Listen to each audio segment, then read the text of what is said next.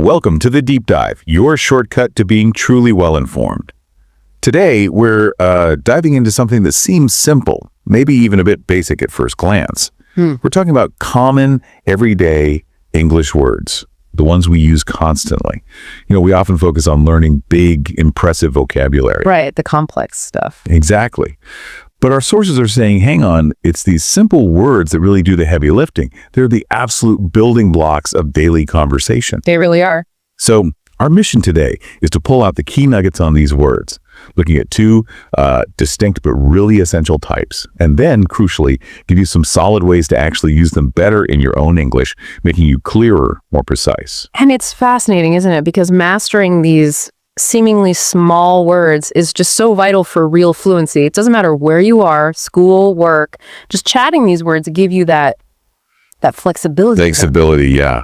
They help you say exactly what you mean. So you're not just getting the point across. People actually understand the nuances. Getting a handle on this stuff is like a quick way to really boost how well you communicate. Okay, so let's unpack this. Let's start with that first group. We're calling them the subtle power words.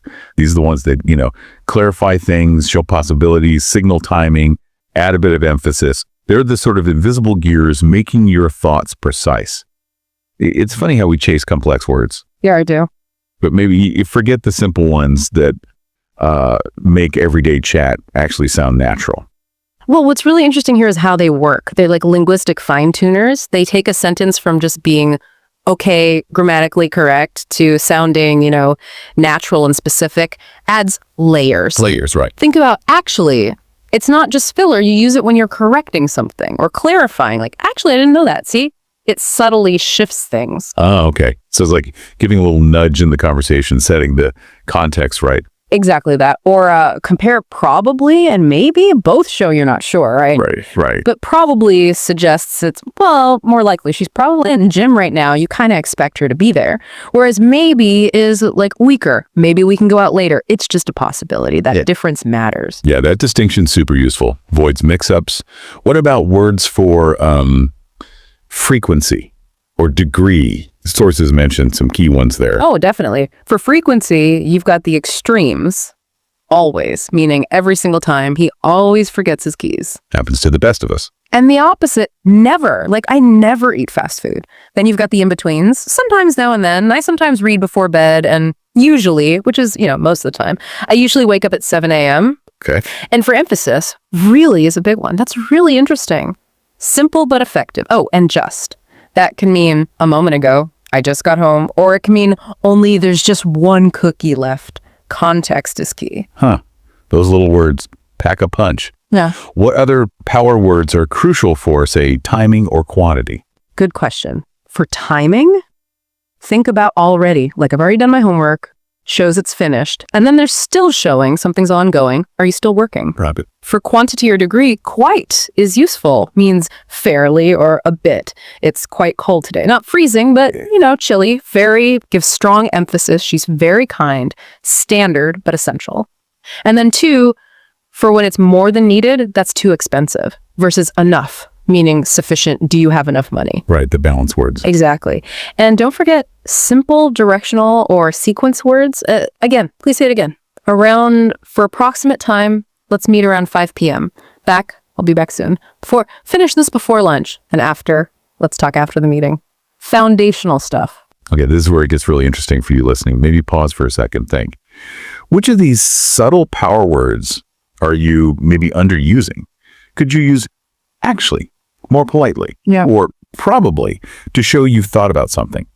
Try making a quick sentence in your head now. Use just or enough. See how it feels. It's that active use. Yeah. So those words add the nuance, the precision. But what about just? Describing our day, the basic actions and things. Let's move to that second set. The action and routine words. These are mainly verbs and nouns, right? The stuff of daily life. Getting up, going to work, eating. The words you'd use to literally narrate your day from start to finish. Yeah, and if you connect this to the bigger picture, these are like the high-frequency bedrock. This is the core vocabulary you need just to talk about what you do, your experiences. Super practical for daily life, home, work, wherever. Right. Think about fundamental words like wake up. Simple phrase, I wake up at 7 a.m. Or brush. I brush my teeth every morning. They anchor everything. Yeah, they really paint the basic picture of just being alive day to day. Precisely. And then the milestones of the day, like breakfast. I eat eggs for breakfast. Or things related to being out and about. Office. My office is far from home. Maybe deal with traffic. There is heavy traffic today. Tell me about it. Yeah. Then for work or school, meeting is key. I have a meeting at 10 or grabbing lunch. Let's go for lunch. Yeah. And how we connect. I will call you later, or sending a message. I sent you a message. And for students, homework. I haven't finished my homework. Always homework. These seem so simple one by one, but together they build the whole narrative, don't they? What else frames our daily stuff? Well, think about home activities. I clean my room, basic needs like water, drink more water every day. Always good advice. Then winding down. Dinner. We had rice for dinner. How you feel? Tired. I feel tired after work. What you do to recover. Relax. I like to relax with music, maybe watch something. I watched a movie. And finally, sleep. I sleep at 11 p.m. Looking ahead. Tomorrow. I'll do it tomorrow. Getting prepared. Ready. Are you ready? And maybe the most important one for our listeners, learn. The act itself. I want to learn English. Wow, yeah. That list pretty much covers a standard day for loads of people. So here's another quick practice idea for you listening.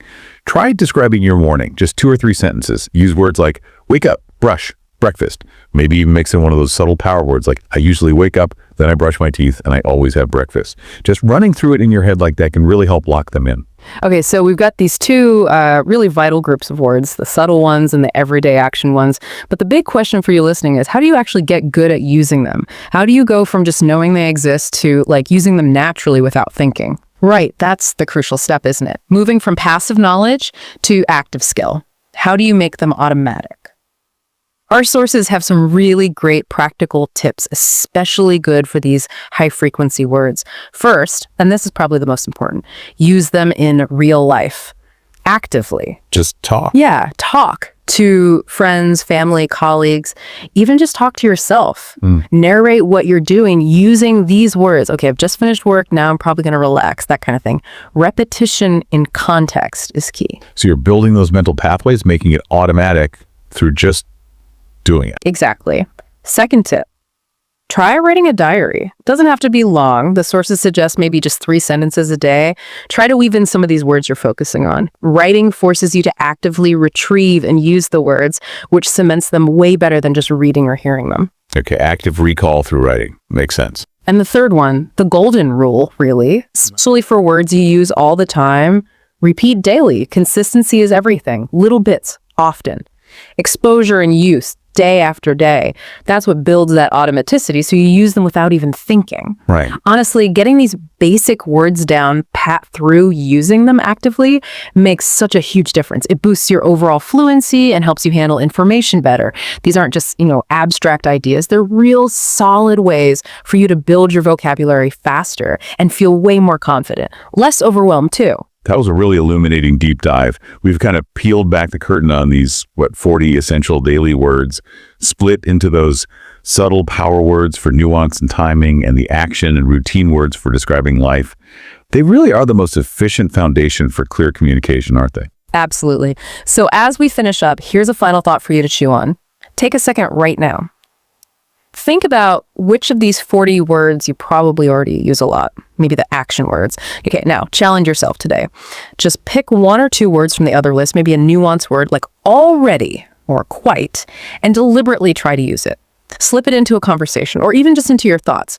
Notice how that tiny conscious shift might make your English feel, a little sharper, a little more precise. It's a small effort, big impact kind of thing. That's a fantastic, really practical challenge. Love it. Keep learning, keep growing, everyone. And remember, sometimes the biggest steps in fluency come from mastering the smallest words. We'll catch you on the next deep dive. Enjoyed the video? Don't forget to like, comment, and share. Subscribe for more English learning videos. See you in the next lesson.